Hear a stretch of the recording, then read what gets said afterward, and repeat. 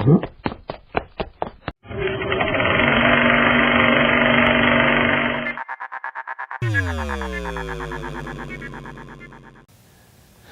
to Airborne on 88.5 FM and staugustine.com, bringing interesting people from your world so you can stay dialed into your community and the folks who make it tick. We have a very special guest with us on the couch today. I want to welcome Senator George McGovern. Senator, how are you today? Well, I'm just fine, enjoying the nice weather. Yeah, you got to be enjoying it here down in Florida, huh? That's right. And St. Augustine, you've recently moved here. Could you maybe share with our viewers how you found St. Augustine and how you wound up here? I found it several years ago. My wife and I were just cruising around various parts of Florida. It seems to me I had to make a speech in Jacksonville, and it was in the lower bank building there. But we came on out to St. Augustine just on a hunch that it might be an interesting place. I had been noticing it on the map for some years, and I knew this is where Ponce de Leon had set foot for the first white settlement on the entire North American continent. So as an old history prof, that caught my attention too. And a few months ago I came down and bought a house. I'm located out in Seagrove. Beautiful.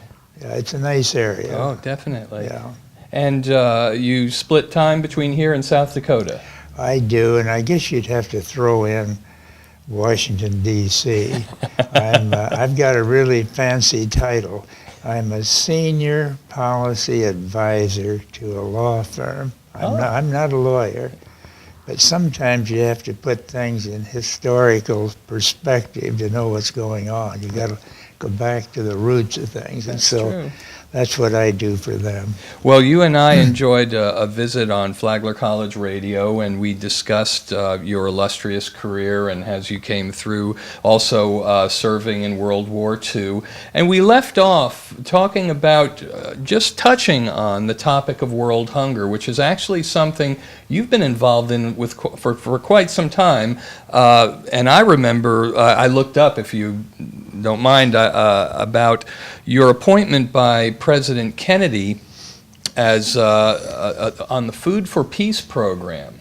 And I thought if you would maybe share with our viewers how we connect the dots between food access and stability in the world. Can you share with that a little? Well, people who are hungry are not settled. If you don't think that hunger is the most important fact in their lives, just try for 30 days going on a little bowl of gruel of some kind in the morning, and that's it for the day. Or maybe a crust of bread or two. And then ask yourself at the end of a month, what's the most important problem in your life? I think you'd say it's hunger. And that's true for about 1 billion people. Out of the 6.5 billion people on this planet, about 1 out of 7 are chronically hungry. I don't mean because of a flood or an earthquake. I mean they're hungry all the time, whether there's any natural catastrophes or not. So I got interested in that problem way back in World War II. And when John Kennedy came to the presidency in 1961, he named me the first Food for Peace director, which means an effort to move our surpluses, surplus wheat, corn, barley, rice, oats, all of those things, powdered milk. And so we were moving it at a rate of about 4 million tons a year for all the time I was in the Food for Peace program. There's no question that that added to the greater stability of, for example, India, which we kept alive during the 1950s and 1960s with American surplus food. Mm-hmm. And so if you can get rid of that surplus in a constructive way, I mean, we could just take it out in ships and dump it in the ocean, but to use it constructively, to save lives and to health, and to give little children the energy to learn, that's a very important task. I think the Food for Peace program, along with the Peace Corps, those two were probably the two most creative actions of the Kennedy administration. I think Jack Kennedy would say that if he were here today. In the year 2000, President Clinton awarded you the Presidential Medal of Freedom. Can you share with our viewers a little bit about that award and what it meant? Well, as some of the viewers know, that's the highest award any American civilian can get. Mm-hmm. The Congressional Medal of Honor for servicemen is on a different level, but the Presidential Medal of Freedom is one of the things I'm proudest of in my career. That came at the hands of Bill Clinton. That's fantastic. It's an interesting thing. When he was hanging the lace around my neck here with the Freedom Medal, I literally could not hold back the tears. I pretended to have to cough. Yeah. And throw the tears away. Yeah, it meant that much. Yeah, it really did. It stirred me deeply. I got the Distinguished Flying Cross as a bomber pilot in World War II. I was then, I guess, 21 years of age. So I suppose that moved me with equal emotional fervor. I was just glad to be alive. But to get a Distinguished Flying Cross for doing it was another lift in my life. You also were appointed the United Nations Ambassador on World Hunger in 2001. There seems to be a pattern here, isn't there? It's interesting. Basically, I'm an elected politician. Right. I served in the House for 2 terms, in the Senate for 3 terms, 18 years, 22 years in all in the Congress. But these appointed posts weren't bad in terms of giving you satisfaction. Food for Peace Director, U.S. Ambassador in Rome to the 2 big food agencies there. Mm-hmm. And then as I finished that term in Rome, I was there for 4 years, the United Nations created me the first global ambassador on hunger. Mm-hmm. And I learned a lot in all of those posts. Mm-hmm. They greatly improved, I think, my sense of what's important in life. This World Food Prize, also, you shared that. That was something that an initiative between both you and Senator Bob Dole, is that correct? That's correct. Bob Dole and I, when we were in the Senate, Mm-hmm. we had some vigorous debates where we were on opposite sides of an issue. He was for the Vietnam War. Right. I was just as strongly against it. Incidentally, he now says, well, George was right about that. But anyway, I knew I was right. You didn't need his validation, huh? I can't walk along that long marble wall in Washington with those 58,000 names of boys that died in Vietnam, a private from Oklahoma, a sergeant from New Jersey, a corporal from Sacramento, all that. It really gets me. And that's one of the reasons I oppose unnecessary wars. Mm-hmm. I'm glad I participated in World War II. We ended Hitler and his madness. He killed 6 million Jews, mostly his own citizens. Mm-hmm. We've never had a monster like that. So I'm proud of that, but I don't like these unnecessary wars like Vietnam and the one that's going on now in Iraq, and I hope they don't crank up another one in Afghanistan. We can't police that troubled, conflicted Middle East. Nobody's ever been able to do that. But Bob Dole and I, while we might disagree on some of these foreign policy questions, we stood together on things like veterans affairs. I may be against a war, but I want the veterans who fought in that war and who had nothing to say about creating the war. I want them to get generous benefits.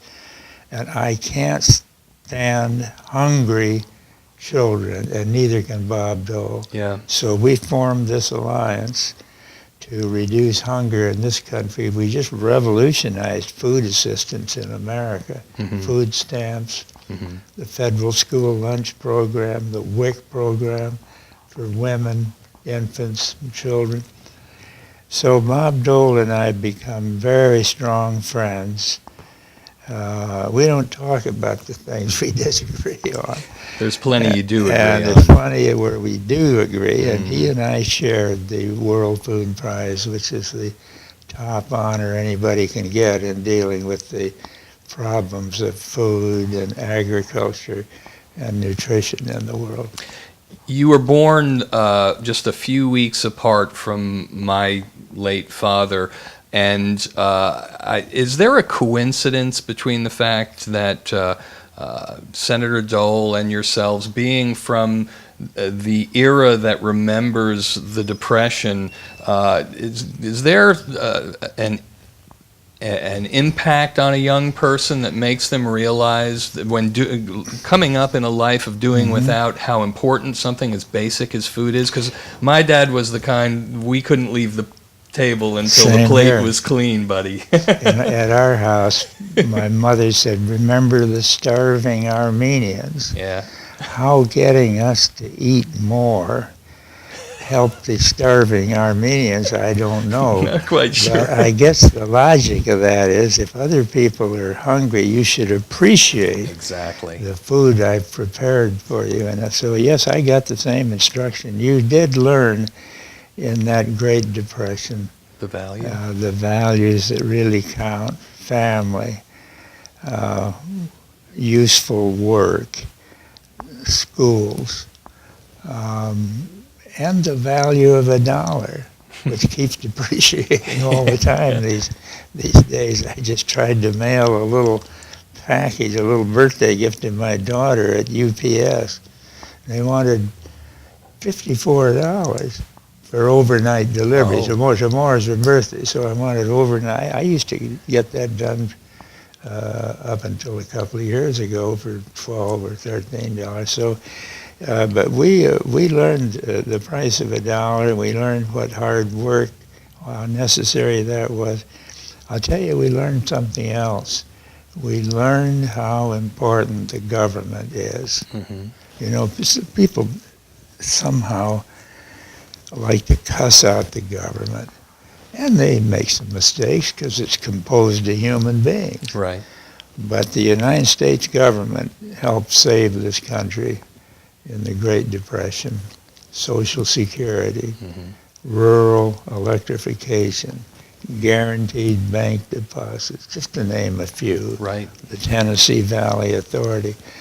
So, yes, I think that people like Bob Dole, your father, and myself growing up in that Depression and then going to war, World War II, a war that the whole country was behind, and they should have been behind it.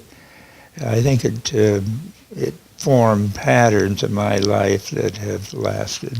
And there, as I think we've been piecing together a common thread here, again, from the Food for Peace program in '61 through just recently the World Food Prize that you've awarded. And now I saw, if you'll forgive me, I went on your website, And in 2008, just recently, in November, you had the McGovern Conference at the McGovern Leadership Center. Isn't that correct? That's right. That's in South Dakota. Up in South Dakota. Yeah. And you had the conference Hungry for Green, Feeding the World Sustainably. An august list of speakers to discuss topics such as organic farming, healthy oceans, healthy humans, wild-caught sustainable fishing practices, etc. Those are fascinating topics and very timely. Well, those people that we brought in from all over the country were just unbelievably good and stimulating. I went out of there inspired, but so did everybody in the audience. We do that at Dakota Wesleyan University, which is my undergraduate alma mater. We do those a couple of times a year, and we change the topics, and then we bring in the best people we can find on each aspect of that subject. We're going to do one this year in '09 on the American Indian, Native Americans, first Americans. Right. And that'll be a fascinating conference. We have in South Dakota about 6% of South Dakotans are North American Indians, Sioux Indians. Sitting Bull, Crazy Horse. The big names. A couple of those are two very important South Dakotans. Yeah, you better believe I it. would not want to have tangled with either one of them. You know, Crazy Horse was the Indian general that took out General Custer. That's right. Yep. I don't applaud that because General Custer was a great man, and so were the soldiers that fought the thing. But the Indians outwitted him, and in that particular battle, they outnumbered him. Yeah, wrong place at the wrong time. That's right. Most definitely. You never want to put your camp down low when the enemy's up here. The Indians were like that. Custer and his men are down in this low place. They wanted to be near the water, Yeah. the stream. So The only safe position is in a B-24 Liberator up above, isn't it? There, where it's not very safe up there either. But you're confident that world hunger is solvable. Absolutely. We should be able to, in this international school lunch program that Bob Dole and I are spearheading, it has a wonderful name, the George McGovern Robert Dole Food for Education and Nutrition. I don't know of any other time when two people that are not in Congress push through Congress a bill named after them. Of course, we were both there a long time, but not when that bill passed. If we had tried to get that through when we were both members, we might have run into a brick wall. That's right. Anyway,